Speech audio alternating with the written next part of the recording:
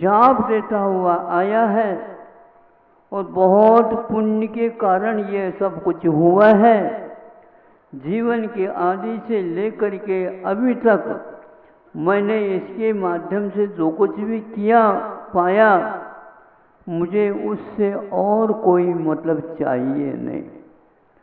अंत में अंतिम कंठ जब तक बोल रहा है तब तक आपका मन, आपका जो नाम है वह उच्चरित होता चला जाए, मेरा कंठ कुंठित न हो, यह भावना रखते हैं।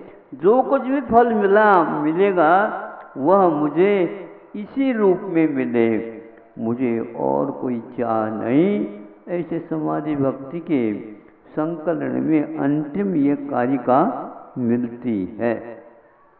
संकलन इसलिए कह रहा हूँ, रस भक्तियों में समाधि भक्ति को भक्ति के रूप में नहीं स्वीकारा। हम चाहते ही हैं, इसलिए उसकी क्या भक्ति है, वह भक्ति रखी नहीं गई। लेकिन फिर भी कई लोगों का कहना है ये प्रिय भक्ति है, इसको इसके माध्यम से ही अन्य जितनी भी भक्तियों में दोष उत्पन्न हो गए हो, गलतियां हो गई हो, उनकी शांति, उनका धोना इसी भक्ति के द्वारा है। ऐसे वह एक भक्ति और जोड़ दी गई, तो उसमें उन्होंने कहा कि कंठ अस्तु न भुलाना है। जिससे ज़्यादा संबंध रहता है उसको हमें भुलाना है, और पंच परमेश्वर के साथ हमारा संबंध बहुत कम होता है। सही बताओ, इसलिए आप एक दिन में 2-2, 3-3 बार भी वंदना करते हैं, प्रभु की आरती करते हैं, पूजन करते हैं, भक्ति करते हैं, सब कुछ करते हैं। कि स्वप्न में कितनी बार भगवान मिले बताओ? बहुत ही कम है महाराज। हम तो ठान ले आज तो हम स्वप्न में बुलाएंगे, हाँ आपके लिए स्वप्न में वो आएंगे आपको। आप सोचो, वो आते नहीं, वीतरागी हो चुके हैं। वो आते हैं हमारे भक्ति के ऊपर आधारित होते, स्मृति में आ जाते हैं, और जो का त्यों दिखते हैं, वह साकार होते हैं, इसमें कोई संदेह नहीं। स्वप्न सारे के सारे साकार नहीं हुआ करते हैं, विकृति के भी कुछ स्वप्न हुआ करते हैं जो रात दिन हम लोगों को परेशानी करते रहते। इसलिए आप समझो कितनी भी भक्ति करो, लेकिन साक्षात दर्शन बहुत कम होता है तो वह आसन्न भव्य होगा, इसमें कोई संदेह नहीं होता। क्योंकि दिन में जब हम उनके ऊपर एकाग्रता के साथ सोच रहे नहीं एकाग्रता बनती है, रात में कहाँ से आएगी? हाँ, वह अर्ध निशा की सन्नाटा बस अपने अपने चारा के लिए घूमते रहते हैं, क्योंकि दिन में उनको डर रहता है। पंचेंद्र के विषय एकांत को लेकर के और याद आते हैं, और दिन में तो उसी में लगे रहते हैं। संसार के तो यह हाल है, बहुत दुर्लभ है कि हम पंच परमेष्टि के साथ आत्मसात होकर के उनके गुणानुवाद करते हैं, अथवा उनके ऊपर हमारा ध्यान लगता है। भगवान जो कुछ भी है वो यही है, और इसमें हमारे शेष समय क्षण इसी में निकले, और अंतिम जो श्वासोच्छ्वास है उस समय में भी कंठ में से जिह्वा हिलती रहे, अनवोर हंतानम, यह हम बोलते बोलते चले जाएं। कहाँ जाना है? जाना नहीं, प्राणों का जाना है, और हमारा जो शेष है उसकी भूमिका का निर्वाह इसी के ऊपर आधारित है। अंतिम बात यह है कि जो अंत तक जप करके चले गए हैं, उनका स्मरण होना एक स्थान पर लिखा, श्रुत केवली कल्पोपी। श्रुत केवली के समान भी कोई भी है, अश्रुत केवली भी है, अंत समय में पंच परमेष्टि का स्मरण उनके लिए भी दुर्लभ होता है, ऐसा वो तात्पर्य है। ऐसे भगवती आराधना में तो संलेखना की उपासना करने वाले शपथ के लिए संबोधित किया जा रहा है। कितना दुर्लभ होगा आप ही समझ लो। पूरी कमाई लगा दो तो भी कह देते हैं उतनी कमाई से वह चीज नहीं मिलने वाली है। भव में कमाते जाओ तो भी उसके द्वारा मिल जाए, चिंतामणि मिल सकती है, कल्प वृक्ष कामधेनु मिल सकते हैं, लेकिन कल्पना से संलेखना में सफलता कभी भी नहीं मिलती। इसकी आराधना तो सब कुछ छोड़ने के उपरांत भी दुर्लभ मानी जाती है। ऐसे कि इसी के लिए बार बार प्रणाम करता हुआ छोटा सा वक्तव्य कि इतना तो ध्यान रखेंगे आप। क्या ध्यान रखना? वो श्लोक का 4 पंक्तियाँ थी ना, हैं 3 तो याद हो जाएंगे आपको, चौथा याद रखना। जब तक पार न हो साधु की प्रशंसा सामने सामने मत किया करो।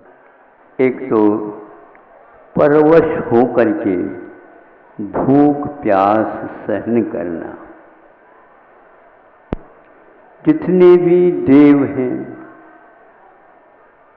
और जितने भी नारकी हैं, देवों को थोड़े से बाद में हम कहेंगे, नारकी प्रथम द्वितीय तृतीय इस प्रकार 7 नरक हैं, पृथ्वियाँ हैं, उनमें असंख्यात नारकी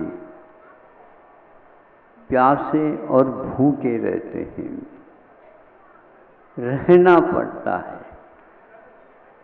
और आपको भी भूख लगती है, भूख लगती है उससे पूर्व में ही प्रबंध करके रखते हैं, और असंयम के कारण एक बार नहीं कई बार खा जाते। आपका भी वह खाने का पीने की क्रिया एक प्रकार से क्षुधा और तृषा के मिटाने के कारण है, इसमें कोई संदेह नहीं। लेकिन नारकी मिटाना तो चाहते लेकिन मिटा नहीं पाते। हाँ, कुछ साधन सामग्री मिल जाए, कैसे मिल जाए? सिंधु नीर पर यदि हम पी लेते, सिंधु का अर्थ समुद्र होता है, कितनी गर्मी होगी, कितनी प्यास होगी, यह आप समझ सकते हैं। फिर भी एक बूंद भी उन्हें उपलब्ध नहीं होता। और सुमेरु के बराबर यदि अन्न खा लें तो भी भूख नहीं मिटती। यह भूख और प्यास की सहनशीलता परवश होकर के सहन कर रहे हैं, और एक बार भी उसकी उपलब्धि उन्हें नहीं होगी। देवों में भी यही हाल है, नहीं समझे? देवों को भी अपने अपने आयु के बराबर 1000 वर्ष और श्वासोच्छ्वास की अपेक्षा से लेते हैं। इसी प्रकार उनकी भी परिगणना आती है, थोड़ी सी बूंद के बराबर भी नहीं, और वह भी गले में ही रहती। कौलाहार यूं करना, खाते नहीं पीते नहीं, उनको यूं कहने से कोई ज्ञान नहीं होता, उनको तो यूं कहने से ज्ञान होता। यहाँ पर कंठ में शोध रहता है, एक प्रबंध रहता है, उसको एक बार आहार की संज्ञा करते हैं तो उसमें से झर जाता है। यह मानसिक क्षुधा का निवारण करते हैं। मन में संकल्प मात्र हो जाता है तो वह क्षुधा और तृषा उनकी मिट जाती है। फिर उतने ही काल के बाद उन्हें पुनः वह प्यास और भूख लगेगी और उसका निवारण पुनः वो करेंगे। बीच में उन्हें इस निवारण करने की इच्छा नहीं होती।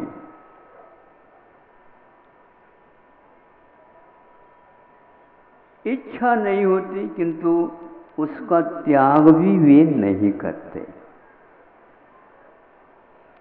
और आप लोग बुद्धिपूर्वक त्याग करते हैं, और बुद्धिपूर्वक त्याग करने के उपरांत मान लो दूसरे को परोसना होता है तो परोस भी देते हैं। हाथ में वही ले रखे सब जो खाने और पीने योग्य हैं, लेकिन खाने की और पीने की इच्छा नहीं है। भूख तो लगी है ना? भूख लगी है तो फिर तो गड़बड़ हो गया, खंडित हो गया। नहीं, खंडित तो उपवास तब कहलाता है जब उसका निवारण करने की हम इच्छा करें। भूख का लग जाना इच्छा नहीं, भूख का लग जाना इच्छा नहीं, किंतु उस भूख के निवारण करना ये इच्छा करते हैं तो निवारण कर देते हैं। एक उपवास लेते हैं तो 24 घंटे तक कुछ नहीं खाएंगे, किंतु भूख तो लगेगी। इस प्रकार जब आप तप इच्छा पूर्वक करते हैं तो असंख्यात गुणी निर्जरा होती है, और 33 सागर तक एक दाना नहीं लेते और नहीं बूंद लेते, ऐसी नारकियों की क्या गति होती है। इच्छा भी पूरी है, क्षमता भी पूरी है, लेकिन मिलता नहीं।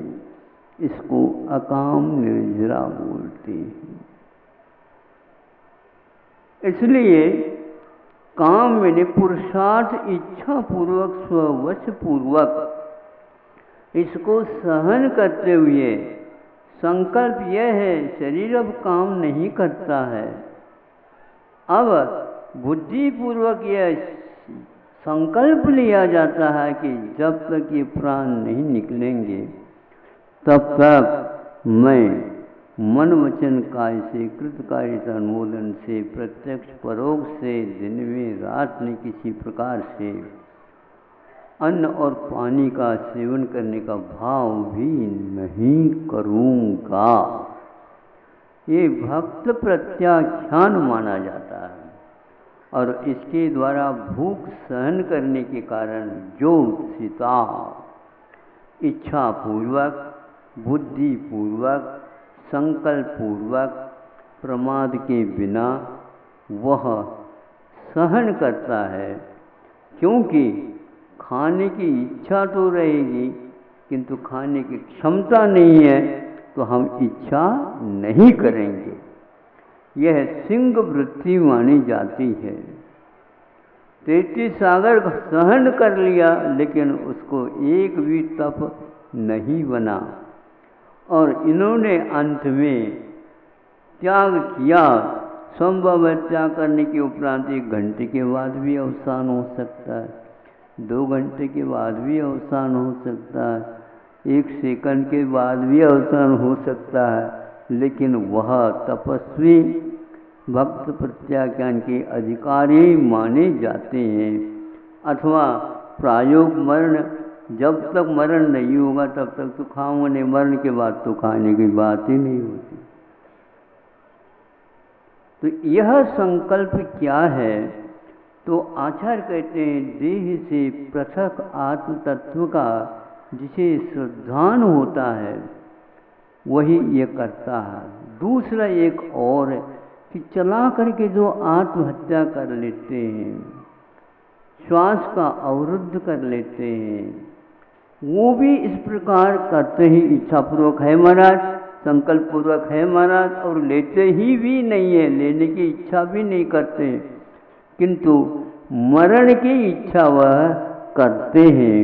इसलिए वह सल्लेखना उसकी नहीं। और आप भी तो सल्लेखना मरण चाहते हैं। सल्लेखना मरण तब चाहते हैं जब शरीर काम नहीं कर रहा उस समय की बात है।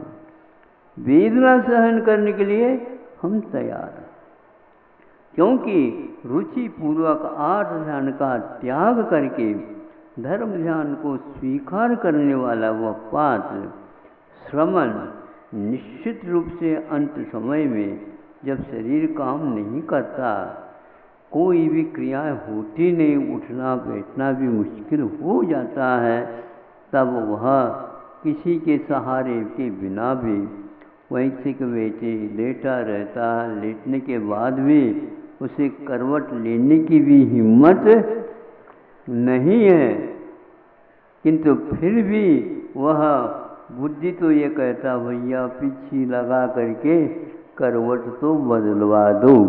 तो उपचारक के ऊपर ही सब कुछ रहता है, और इसलिए इतने फूले फले वगैरह भी हो जाते हैं कमर में, पीठ में, नहीं समझे, किंतु इन सब को शांति के साथ सहन करते रहते हैं, और एक एक क्षण जो गुजरता रहता है उसको वो शांति के साथ सहन करते हैं।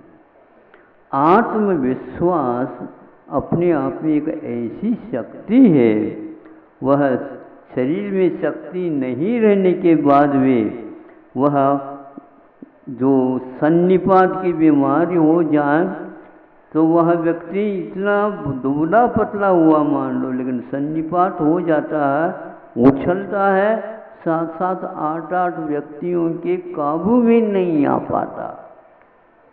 वो हार जाए 7 व्यक्ति और वह उन सबको हरा दे, इतनी क्षमता आ जाती है।